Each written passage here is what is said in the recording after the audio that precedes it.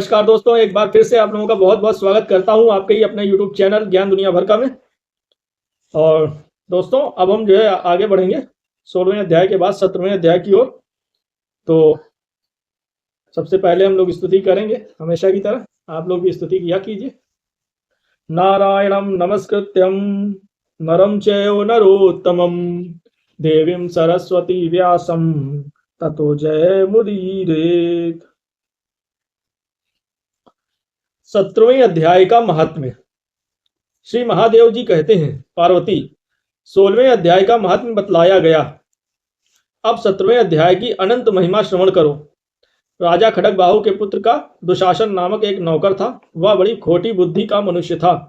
एक बार वह मांडलिक राजकुमारों के साथ बहुत धन की बाजी लगाकर हाथी पर चढ़ा और कुछ ही कदम आगे जाने पर लोगों के मना करने पर भी वह मूढ़ हाथी के प्रति जोर जोर से कठोर शब्द करने लगा। उसकी आवाज सुनकर हाथी क्रोध से अंधा हो गया और दुशासन पैर फिसल जाने के कारण पृथ्वी पर गिर पड़ा। दुशासन को गिरकर कुछ कुछ उच्छ्वास लेते देख काल के समान निरंकुश हाथी ने क्रोध से भरकर उसे ऊपर फेंक दिया। ऊपर से गिरते ही उसके प्राण निकल गए। इस प्रकार कालवश मृत्यु को प्राप्त होने के बाद उसे हाथी की योनि प्राप्त हुई, यानी हाथी की योनि मिली, और सिंघल द्वीप के महाराज के यहाँ उसने अपना बहुत समय व्यतीत किया। सिंघल द्वीप के राजा की महाराज खड्गबाहु से बड़ी मैत्री थी, अतः उन्होंने जल के मार्ग से उस हाथी को मित्र की प्रसन्नता के लिए भेज दिया। एक दिन राजा ने इस लोक की समस्या पूर्ति से संतुष्ट होकर किसी कवि को पुरस्कार रूप में वह हाथी दे दिया और उन्होंने 100 स्वर्ण मुद्राएं लेकर उसे मालव नरेश के हाथ भेज दिया। कुछ काल व्यतीत होने पर वह हाथी यत्न पूर्वक पालित होने पर भी असाध्य ज्वर से ग्रस्त होकर मरणासन्न हो गया। हाथी वालों ने जब उसे ऐसी शोचनीय अवस्था में देखा तो राजा के पास जाकर हाथी के हित के लिए शीघ्र ही सारा हाल कह सुनाया। महाराज, आपका हाथी अस्वस्थ जान पड़ता है, उसका खाना पीना और सोना सब छूट गया है। हमारी समझ में नहीं आता इसका क्या कारण है। हाथी वालों का बताया हुआ समाचार सुनकर राजा ने हाथी के रोग को पहचानने वाले चिकित्सा कुशल मंत्रियों के साथ उस स्थान पर जाकर के देखा कि क्या पोजीशन है। तो वहां पर जब पदार्पण किया राजा ने, तो जहां जहां हाथी ज्वरग्रस्त होकर पड़ा था, राजा को देखते ही उसने ज्वर जनित वेदना को भूलकर संसार को आश्चर्य में डालने वाली वाणी में कहा, संपूर्ण शास्त्रों के ज्ञाता, राजनीति के समुद्र, शत्रु समुदाय को परास्त करने वाले तथा भगवान विष्णु के चरणों में अनुराग रखने वाले महाराज, इन औषधियों से क्या लेना है? वैद्यों से भी कुछ लाभ होने वाला नहीं है, दान और जप से भी क्या सिद्ध होगा? आप कृपा करके गीता के 17वें अध्याय का पाठ करने वाले किसी ब्राह्मण को बुलवाइए। हाथी के कथनानुसार राजा ने सब कुछ वैसा ही किया। तदनंतर गीता पाठ करने वाले ब्राह्मण ने जब उत्तम जल को अभिमंत्रित करके उसके ऊपर डाला, तब दुशासन गज योनि का परित्याग करके मुक्त हो गया। राजा ने दुशासन को दिव्य विमान पर आरूढ़ तथा इंद्र के समान तेजस्वी देखकर पूछा, पूर्व जन्म में तुम्हारी क्या जाति थी, क्या स्वरूप था, कैसे आचरण थे और किस कर्म से तुम यहाँ हाथी होकर आए थे? ये सारी बातें मुझे बताओ। राजा के इस प्रकार पूछने पर संकट से छूटे हुए दुशासन ने विमान पर बैठे ही बैठे स्थिरता के साथ अपना पूर्व जन्म का उपयुक्त समाचार यथावत कह सुनाया। तत्पश्चात नरश्रेष्ठ मालव नरेश भी गीता के 17वें अध्याय का पाठ करने लगे। इससे थोड़े ही समय में उनकी मुक्ति हो गई। 17वां अध्याय, श्रद्धा त्रय विभाग योग। यहाँ पर थोड़ी सी प्रस्तावना रहती है हर बार, तो पिछले अध्याय से थोड़ी प्रस्तावना जो कनेक्ट करती है नेक्स्ट अध्याय को। तो 16वें अध्याय के आरंभ में भगवान श्री कृष्ण ने निष्काम भाव से आचरण करते हुए शास्त्रीय गुण तथा आचरण का वर्णन दैवी संपत्ति के रूप में किया। बाद में शास्त्र विरुद्ध आसुरी संपत्ति का वर्णन किया। उसके साथ आसुरी स्वभाव वाले लोगों के पतन की बात कही और कहा कि काम, क्रोध और लोभ ही आसुरी संपत्ति के मुख्य अवगुण हैं। क्या है? 3, काम, क्रोध और लोभ। ठीक है, तो इसको बहुत ही समझ बूझ के करना चाहिए। ये आसुरी संपत्ति के अवगुण हैं और वे तीनों नरक के द्वार हैं। उनका त्याग करके आत्म कल्याण के लिए जो साधन करता है वह परम गति को पाता है। उसके बाद कहा कि शास्त्र विधि का त्याग करके इच्छा और बुद्धि को अच्छा लगे ऐसा करने वाले को अपने उन कर्मों का फल नहीं मिलता है। सिद्धि की इच्छा रखकर किए गए कर्म से सिद्धि नहीं मिलती है। इसलिए करने योग्य अथवा ना करने योग्य कर्मों की व्यवस्था दर्शाने वाले शास्त्रों के विधान के अनुसार ही तुझे निष्काम कर्म करना चाहिए। इस उपदेश से अर्जुन के मन में शंका हुई कि जो लोग शास्त्र विधि छोड़कर इच्छा अनुसार कर्म करते हैं, यानी जो भी मन में आया करते हैं, मन माना आचरण शास्त्र विरुद्ध, उनके कर्म निष्फल हो वह तो ठीक है, लेकिन ऐसे लोग भी हैं जो शास्त्र विधि ना जानने से तथा दूसरे कारणों से शास्त्र विधि छोड़ते हैं। कुछ लोगों को पता ही नहीं, बेचारे अज्ञानी मूर्ख हैं, वो भी शास्त्र विधि से नहीं करते, यानी ऐसे ही करते हैं। फिर भी यज्ञ पूजा आदि शुभ कर्म तो श्रद्धा पूर्वक करते हैं। शास्त्र विधि नहीं जानते, लेकिन यज्ञ पूजा आदि शुभ कर्म श्रद्धा पूर्वक करते हैं। उनकी क्या स्थिति होती है, यह जानने की इच्छा से अर्जुन भगवान से पूछते हैं। अथ सप्तदशो अध्याय। अर्जुन उवाच ये शास्त्र विधि मुत्सृज्य यजन्ते श्रद्धयान्विता तेषां निष्ठा तु का कृष्ण सत्वमाहो रजस्तमा। अर्जुन बोले, हे कृष्ण, जो शास्त्र विधि छोड़कर केवल श्रद्धा युक्त होकर पूजा करते हैं, उनकी स्थिति कैसी होती है, सात्विक, राजसी या तामसी। श्री भगवान नुवाच त्रिविधा भवति श्रद्धा देहिनां सा स्वभावजा सात्विकी राजसी चयो तामसी चेति ताम शृणु।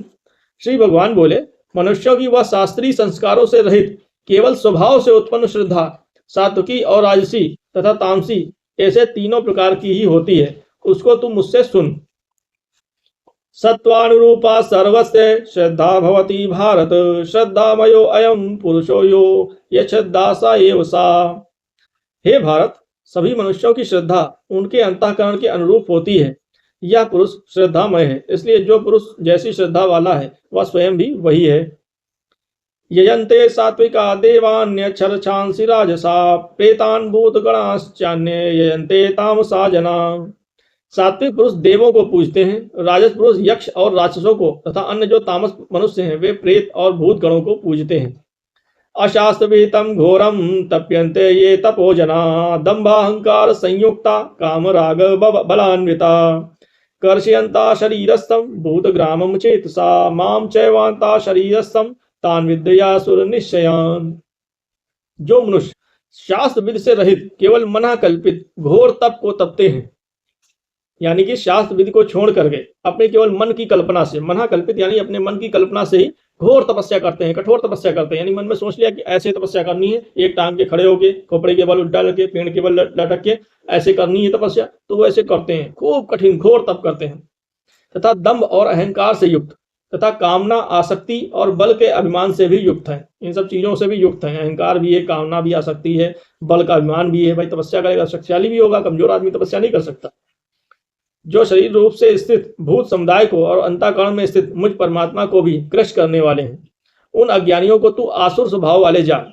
अब कर तो रहा है तपस्या, लेकिन वो स्वभाव उसका असुर वाला ही माना जाएगा। यहाँ पर ये श्री कृष्ण कह रहे हैं, आहार स्तपि सर्वस्य त्रिविधो भवति प्रिया यज्ञ तपस्तथा दानम तेषां भेदमिमं शृणु। भोजन भी सबको अपनी अपनी प्रकृति के अनुसार तीन प्रकार का प्रिय होता है, वैसे ही यज्ञ, तप और दान भी तीन तीन प्रकार के होते हैं। उनके इस पृथक पृथक भेद को तुम मुझसे सुन। आयु सत्व बल आरोग्य सुख प्रीति विवर्धना रस्या स्निग्धा स्थिरा हृदया आहारा सात्विक प्रिया। आयु, बुद्धि, बल, आरोग्य, सुख और प्रीति को बढ़ाने वाले, रसयुक्त, चिकने और स्थिर रहने वाले तथा स्वभाव से ही मन को प्रिय ऐसे आहार अर्थात भोजन करने के पदार्थ सात्विक पुरुष को प्रिय होते हैं। कटवम्ल लवणात्युष्ण तीक्ष्ण रुक्ष विदाहिना आहारा राजसस्य श्रेष्ठा दुख शोकामय प्रदा। कड़वे, खट्टे, लवण युक्त यानी नमक युक्त, बहुत गर्म, तीखे, रूखे, दाहकार और दुख, चिंता तथा रोगों को उत्पन्न करने वाले आहार अर्थात भोजन करने के पदार्थ राजस पुरुष को प्रिय होते हैं। जैसे कोई खूब चाट पकौड़े खा रहा, समोसे खा रहा, फास्ट फूड खा रहा, तो क्या है, कड़वे, खट्टे और लवण युक्त यानी नमक वाले, सब बहुत गर्म मांस वो सब खा रहे हैं, तो वो सब क्या है, तला भुना और चटपटा। जवान का जो चटोरापन है वो क्या है, राजस पुरुष की ओर इशारा कर रहा है। यात यामम गत रसम पूति पर्युषितम चयत उच्छिष्टमपि चामेध्यम भोजनम तामस प्रियम। जो भोजन अध पका है, यानी पूरी तरह पका भी नहीं है, रस रहित है, दुर्गंध युक्त है, जैसे मांस वगैरह दुर्गंध युक्त ही होते हैं, मांस मछली सब, बासी है और उच्छिष्ट है तथा जो अपवित्र भी है, वह भोजन तामस पुरुष को प्रिय होता है। अब आप इससे आकलन कर लीजिए आप कौन सी कैटेगरी में आते हैं, क्योंकि जो आपको पसंद होगा उस कैटेगरी में आप आते हैं, सिंपल सी बात है। अफलाकांक्षी यज्ञो विधि दृष्टो युज्यते यष्ट में वेति मना समाधाये सा सात्विका। जो शास्त्र विधि से नियत यज्ञ करना ही कर्तव्य है, इस प्रकार मन को समाधान करके फल न चाहने वाले पुरुषों द्वारा किया जाता है वह सात्विक है। फल न चाहने वाले मतलब कर्तव्य है यज्ञ करना, शास्त्र विधि की, शास्त्रों की आज्ञा के अनुसार, शास्त्र की विधि के अनुसार हम यज्ञ कर रहे हैं क्योंकि यज्ञ करना हमारा कर्तव्य है, इस भाव से करता है, ना कि कोई फल की कामना से। फल न चाहने वाले पुरुषों द्वारा किया जाता है वह सात्विक है। अभिसंधाय तो फलम दम्भार्थमपि च यत इज्जते भरत शेष तम यज्ञम विद्धि राजसम। परंतु हे अर्जुन, केवल दंभाचरण के लिए यानी कि दंभ दिखावे के लिए अथवा फल को भी दृष्टि में रखकर जो यज्ञ किया जाता है उस यज्ञ को तू राजस जान। यानी केवल दिखावे के लिए करता है, यानी या फल की कामना से करता है, यज्ञ कर रहे हैं हमारी ये इच्छा हो, हवन कर रहे हैं हमारी ये मनोकामना हो, तो ये मनोकामना वाला जो सिस्टम है वो फिर राजसी में आ जाएगा, वो सात्विक नहीं रहेगा। और सात्विक ही श्रेष्ठ होता है, इस बात को ध्यान रखिएगा। विधिहीनम सष्टान्नम मंत्रहीनम दक्षिणम श्रद्धा विरहितम यज्ञम तामसम परिचक्षते। शास्त्र विधि से हीन, अन्न दान से रहित, बिना मंत्रों के, बिना दक्षिणा के और बिना श्रद्धा के किए जाने वाले यज्ञ को तामस यज्ञ कहा जाता है। यानी कहते हैं देव द्विज गुरु प्राज्ञ पूजनम शौचमार्जवम ब्रह्मचर्य महिंसा चा शारीरम तपोक्ष्यते। देवता, ब्राह्मण, गुरु और ज्ञानी जनों का पूजन, पवित्रता, सरलता, ब्रह्मचर्य और अहिंसा या शरीर संबंधी तप कहा जाता है। यानी ये सब अगर डिसिप्लिन आप अपने अंदर रखते हैं और इन चीजों को फॉलो करते हैं तो ये शरीर संबंधी तप है, यानी आप शरीर से तप कर रहे हैं ऐसा माना जाएगा। अनुद्वेग करम वाक्यम सत्यम प्रीहितम चयत स्वाध्याय व्यसनम चयो वांग्मयम तपोक्ष्यते। जो उद्वेग न करने वाला, प्रिय और हितकारक व यथार्थ भाषण है तथा जो वेद शास्त्रों के पठन का एवं परमेश्वर के नाम जप का अभ्यास है वही वाणी संबंधी तप कहा जाता है। वाणी संबंधी तप क्या है, फिर से एक बार समझिए। उद्वेग नहीं करता है जो, यानी उत्तेजित नहीं होता है, उद्विग्न नहीं होता है, उग्र नहीं होता है, और प्रिय और हितकारक व यथार्थ भाषण करता है। यानी प्रिय भी बोलता है, हितकारक भी बोलता है, यथार्थ यानी सच सच बोलता है, साच साच। ये नहीं झूठी चापलूसी कर रहे हैं, मीठा तो बोल रहे हैं, प्रिय तो बोल रहे हैं, लेकिन झूठ मूठ का लेप लगा रहे हैं, मक्खन लगा रहे हैं, चापलूसी कर रहे हैं, तो ये जो है फिर ये वाणी संबंधी तप नहीं होगा, ये तो फिर बदमाशी वाली भाषा हो जाएगी, जो राजस्थान तामस में पहुंच जाएगा, ये राजस में। तो जो, और इसके अलावा फिर है जो वेद शास्त्रों के पठन का, यानी वेद शास्त्र पढ़ता है, ठीक है, महाभारत गीता रामायण जो भी ये सब है, सब इसके अंतर्गत आएंगे, एवं परमेश्वर के नाम जप का अभ्यास करता है, यानी भगवान के नाम का जप करता है, तो ये सब जो करता है तो वाणी संबंधी तप है, यानी वाणी के द्वारा भी वो तप कर रहा है। तो ऊपर शरीर वाला बता दिया गया, फिर वाणी वाला बता दिया गया। मन प्रसादा सौम्यत्वम मौनमात्म विनिग्रह भाव संशुद्धि वृत्तिये तत्तपो मानस मुक्ष्यते। मन की प्रसन्नता, शांत भाव, भगवत चिंतन करने का स्वभाव, मन का निग्रह और अंतःकरण के भावों की भली भांति पवित्रता, इस प्रकार यह मन संबंधी तप कहा जाता है। यानी कि मन आपका प्रसन्न रहे, जब ऊपर के दो आप करेंगे शरीर और वाणी वाला, तभी मन प्रसन्न रहेगा। शांत भाव यानी शांत रहना, अपने आप को शांत रखना, भगवत चिंतन यानी भगवान का चिंतन करना, मन का निग्रह यानी मन में जो विचार उठते हैं उनको, विचारों को रोक देना, शांत एकदम साइलेंट मोड। ऐसा नहीं कि ऊपर से आदमी तो बंद बोल नहीं रहा लेकिन मन में दुनिया भर के विचार चल रहे हैं, तो विचार नहीं चलने चाहिए, विचार एकदम शांत जितना कर सके करे। और अंतःकरण के भावों की भली भांति पवित्रता, यानी आपके हृदय में, दिल में जो भाव होते हैं विचार लोगों के प्रति, वो पवित्र होने चाहिए, ना कि किसी को लूटने के, मारने के, मर्डर करने के, उस तरह के भाव आपके होने चाहिए, ठीक है, नहीं होने चाहिए इस तरीके के। मतलब इस प्रकार यह मन संबंधी तप कहा जाता है। जब इस प्रकार आप मन को इस तरह तरीके से आप ढालेंगे तो ये आपका मन संबंधी तप हो जाएगा। तो तीनों तप आपके हो जाएंगे, शरीर, वाणी और मन, तीनों तप हो जाएंगे। सिंपल है यार, जंगल में जाने की जरूरत नहीं है, इतना करो बस, ठीक है। गीता के अनुसार जंगल में जाके वो मनमानी तपस्या नहीं, जो जैसे श्री कृष्ण ने बताया इसको करिए आप, इससे आपको ज्यादा लाभ होगा। श्रद्धया परया ततम तपस्त त्रिविधम नरे अफलाकांक्षी विर्युक्त सात्विकम परिचक्षते। फल को न चाहने वाले योगी पुरुषों द्वारा परम श्रद्धा से किए हुए उस पूर्वोक्त 3 प्रकार के तप को सात्विक कहते हैं। अब यहाँ पर फिर से श्री कृष्ण ने एक लाइन ये बोली अगला श्लोक में कि फल को ना चाहने वाले योगी, जो फल को नहीं चाहते हैं, और ऊपर जो उपरोक्त दिए हैं, यानी ऊपर जो शरीर, वाणी और मन वाले ये 3 प्रकार के तप जो करता है उसको सात्विक कहते हैं, यानी वो सात्विक तप कर रहा है। सत्कार मान पूजार्थम तपोदम्भेन चयो यत क्रियते तदि प्रोक्तम राजसम चलम ध्रुवम। जो तप सत्कार, मान और पूजा के लिए तथा अन्य किसी स्वार्थ के लिए भी स्वभाव से या पाखंड से किया जाता है वह अनिश्चित और क्षणिक फल वाला तप यहाँ राजस कहा गया है। समझ रहे हैं कि आप सत्कार पाने के लिए तप कर रहे हैं, लोगों का मान सम्मान पूजा लोग मेरी कर रहे हैं इसलिए तप कर रहे हैं, क्या अन्य किसी स्वार्थ के लिए या स्वभाव से या फिर पाखंड यानी दिखावे के लिए तप कर रहे हैं। तो इन सब का जो फल है वो अनिश्चित होगा। पहली बात तो निश्चित नहीं होगा फल क्या है, फिर वो जो भी होगा वो क्षणिक होगा, थोड़े समय के लिए होगा। तो इसको राजस कहा गया यानी राजसीय तप है। मूल ग्राह्यणात्मनो यत् पीड़या क्रियते तपः परस्योत्साधनार्थम वा तत्ताम समुदाहतम। जो तप मूर्ता पूर्वक हट से मन वाणी और शरीर की पीड़ा से के सहित तथा दूसरे का अनिष्ट करने के लिए किया जाता है वह तप तामस कहा गया है। मूर्ता पूर्वक यानी मूर्खता पूर्वक कह सकते हैं इसको। मन वाणी और शरीर को पीड़ा दे रहा है, यानी मन को भी पीड़ा दे रहा, शरीर को भी दे रहा और वाणी को भी दे रहा, और दूसरे का अनिष्ट करने के लिए, दूसरे का बुरा करने के लिए वो तपस्या कर रहा है, दूसरे का बुरा हो जाए, तो वह तप तामसी कहा जाता है, यानी तामस कहा जाता है। दातव्यमिति यद्यानम दीयते अनुपकारिणे देशे काले च पात्रे च तद्यानम सात्विकम स्मृतम। दान देना ही कर्तव्य है। ऐसे भाव से जो दान देश तथा काल और पात्र के प्राप्त होने पर उपकार ना करने वाले के प्रति दिया जाता है वह दान सात्विक कहा जाता है।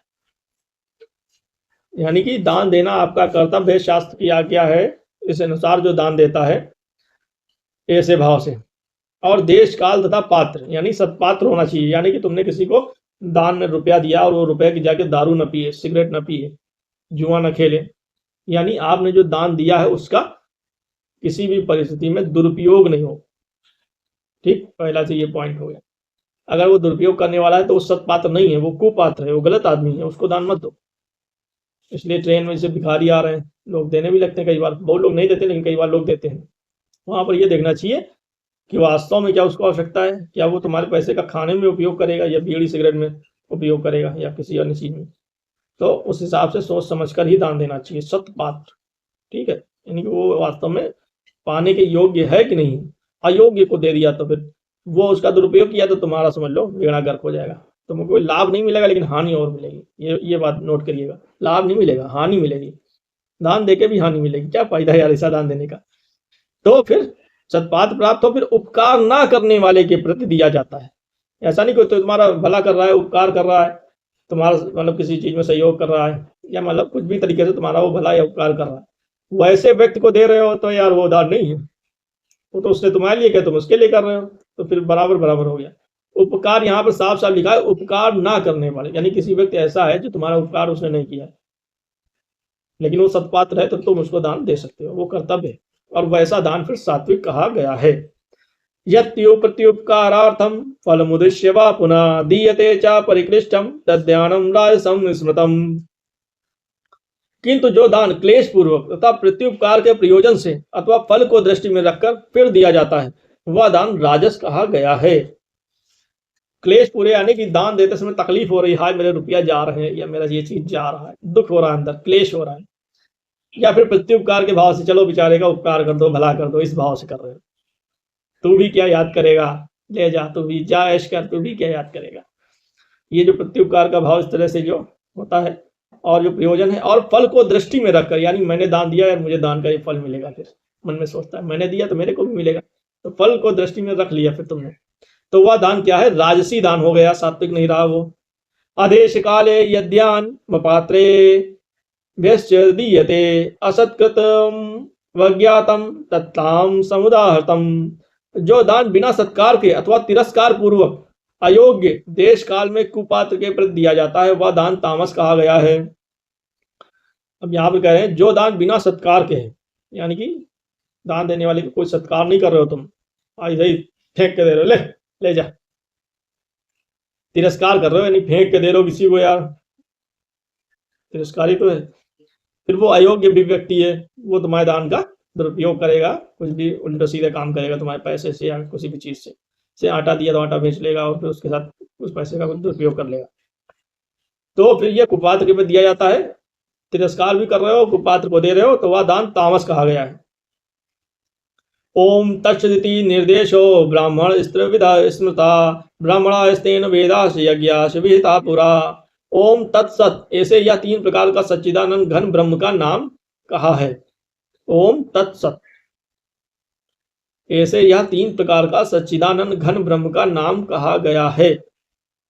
उसी से सृष्टि के आदि काल में ब्राह्मण और वेद तथा यज्ञ आदि रचे गए। तस्मादो मृत्युदाहर्ते यज्ञ दान तपा क्रिया प्रवर्तन्ते विधानोक्ता सततम ब्रह्मवादिनाम। इसलिए वेद मंत्रों का उच्चारण करने वाले श्रेष्ठ पुरुषों की शास्त्र विधि से नियत यज्ञ दान और तप रूप क्रियाएं सदा ओम इस परमात्मा के नाम को उच्चारण करके ही आरंभ होती हैं। तदित्य नभिसंधाये फलम यज्ञ तपः क्रिया दान क्रिया विविधा क्रियन्ते मोक्षकांक्षी भी। तत् अर्थात तत् नाम से कहे जाने वाले परमात्मा का ही यह सब है। इस भाव से फल को ना चाहकर नाना प्रकार की यज्ञ तप रूप क्रियाएं तथा दान रूप क्रियाएं कल्याण की इच्छा वाले पुरुषों द्वारा की जाती हैं। सद्भावे साधु भावे च सदित्ये तत् प्रयुज्यते प्रशस्ते कर्मणि तथा सच्छब्दा पार्थ युज्यते। सत अर्थात सत इस प्रकार यह परमात्मा का नाम सत्य भाव में और श्रेष्ठ भाव में प्रयोग किया जाता है तथा हे पार्थ उत्तम कर्म में भी सत शब्द का प्रयोग किया जाता है। यज्ञे तपसी दाने चा स्थिति सदिति चोचते कर्म चयो तदर्थीयम सदित्येवाभिधीयते। तथा यज्ञ तप और दान में भी जो स्थिति है वह भी सत इस प्रकार कही जाती है और उस परमात्मा के लिए किया हुआ कर्म निश्चय पूर्वक सत ऐसे कहा जाता है। अश्रद्धया हुतम दत्तम तपस्तप्तम कृतम चयत असदित्युच्यते पार्थ न चा तत्प्रेत्य नो इह। हे अर्जुन, बिना श्रद्धा के किया हुआ हवन, दिया हुआ दान, वह तपा हुआ तप और जो कुछ भी क्रिया और शुभ कर्म है वह समस्त असत इस प्रकार कहा जाता है। इसलिए वह ना तो इस लोक में लाभदायक है और न मरने के बाद ही। बिना श्रद्धा के, श्रद्धा के बिना श्रद्धा के कुछ भी कर रहे हो शुभ कर्म, हवन दान तप या जो भी शुभ कर्म है वो सब असत है, यानी तुम्हारा वो मिथ्या हो गया, वो बेकार हो गया, झूठा हो गया, माना नहीं जाएगा। तो वह इस लोक में भी लाभदायक नहीं है और मरने के बाद भी तुम्हारे कोई काम नहीं आने वाला है। इसलिए श्रद्धा बनो, श्रद्धा बनाओ। और श्रद्धा को मूर्ख लोग अंधविश्वास का नाम देते हैं, यानी श्रद्धा ही नहीं, अंधा होने का ठेका ले रखा है क्या। तो श्रद्धावान बनिए आप। श्रद्धावान लभते ज्ञानम, श्रद्धावान ही ज्ञान का लाभ प्राप्त होता है। ओम तत्सति श्रीमद्भगवद्गीतासु उपनिषत्सु ब्रह्म विद्यायां योग शास्त्रे श्री कृष्णार्जुन संवादे श्रद्धा त्रय विभाग योगो नाम सप्तदशो अध्याय। इस प्रकार उपनिषद ब्रह्म विद्या तथा योग शास्त्र रूप श्रीमद् भगवद गीता के श्री कृष्ण अर्जुन संवाद में श्रद्धात्रय विभाग योग नामक 17वां अध्याय संपूर्ण हुआ। अभी आगे बढ़ते हैं हम लोग श्रीमद् भगवद गीता महात्म्य। श्री गणेशाय नमः। श्रीमद् भगवद गीता महात्म्य। धरोवाच भगवन् परमेशान् भक्तिरव्यभिचारिणी प्रारब्धं भुज्यमानस्य कथं भवति हे प्रभो। श्री विष्णुर्वाच प्रारब्धं भुज्यमानो हि गीताभ्यासरता सदा सा मुक्ता सा सुखी लोके कर्मणा नोपलिप्यते। महापापादि पापानि गीताध्यानं करोति चेत् क्वचित् स्पर्शं न कुर्वन्ति नलिनी दलम्बुवत्। गीताया पुस्तकं यत्र यत्र पाठः प्रवर्तते तत्र सर्वाणि तीर्थानि प्रयागादीनि तत्र वै। सर्वे देवाश्च ऋषयो योगिना पन्नगाश्रिये गोपाल बाल कृष्णोऽपि नारद्रोपार्षदे। सहायो जायते शीघ्रं यत्र गीता प्रवर्तते। यत्र गीता विचारस्य पठनं पाठनं श्रुतं तत्राहं निश्चितं पृथ्वी निवसामि सदैव हि। गीताश्रये अहं तिष्ठामि गीता मे चोत्तमं गृहं गीता ज्ञानमुपाश्रित्य त्रिलोकान् पालयाम्यहम्। गीता में परमा विद्या ब्रह्म रूपाण संशया अर्धमात्राक्षरा नित्या स्वनिर्वाच्य पदात्मिका। चिदानंदेन कृष्णेन प्रोक्ता स्वमुक्तो अर्जुनम वेदत्रयी परानंदा तत्त्वार्थ ज्ञान संयुता। यो अष्टादश जपो नित्यं नरो निश्चल मानसा ज्ञान सिद्धिं सलभते ततो याति परमं पदम्। पाठे स्मर्ता संपूर्णे ततो अर्धं पाठमाचरेत् तदा गोदानजं पुण्यं लभते नात्र संशया। त्रिभागं पठमानस्तु गंगा स्नान फलं लभेत् षट्सं जपमानस्तु सोमयाग फलं लभेत्। एकाध्यायं तु यो नित्यं पठते भक्ति संयुता रुद्रलोकमवाप्नोति गणो भूत्वा वसेत् चिरम्। अध्याये श्लोकपादं वा नित्यं या पठते नरा स याति नरतां यावन् मन्वन्तरं वसुन्धरे। गीताया श्लोकदशकं सप्तपञ्चचतुष्टयं दौत्रीनेकं तदर्धं वा श्लोकानां या पठेन् नरः चन्द्रलोकमवाप्नोति वर्षाणामयुतं ध्रुवं गीतापाठसमायुक्तो मृतो मानुषतां व्रजेत्। गीताभ्यासं पुनः कृत्वा लभते मुक्तिमुत्तमां गीतेत्युच्चार संयुक्तो म्रियमाणो गतिं लभेत्। गीतार्थश्रवणाशक्तो महापापयुतोऽपि वा वैकुण्ठं संवाप्नोति विष्णुना स मोदते। गीतार्थं ध्यायते नित्यं कृत्वा कर्माणि भूरिशा जीवन्मुक्ता स विज्ञेयो देहान्ते परमं पदम्। गीतामाश्रित्य बहवो भूभुजो जनकादया निर्धूतकल्मषालोके गीतायाता परं पदम्। गीताया पठनं कृत्वा महात्म्यं नयो या पठेत् वृथा पाठो भवेत् तस्य श्रम एव हुदाहृता। एतन्महात्म्ये संयुक्तं गीताभ्यासं करोति या सा तत्फलमवाप्नोति दुर्लभां गतिमाप्नुयात्। सूत उवाच महात्म्यमेतद् गीताया मया प्रोक्तं सनातनं गीतान्ते च पठेदस्तु यदुक्तं तत्फलं लभेत्। इसी वाराह पुराणे श्रीमद् गीता महात्म्यम संपूर्णम। इसी वाराह पुराण में श्रीमद् गीता महात्म्य संपूर्ण। वीडियो को देखने के लिए बहुत बहुत धन्यवाद है। भगवान करे आपका दिन बहुत ही ज्यादा शुभ हो। नमस्कार।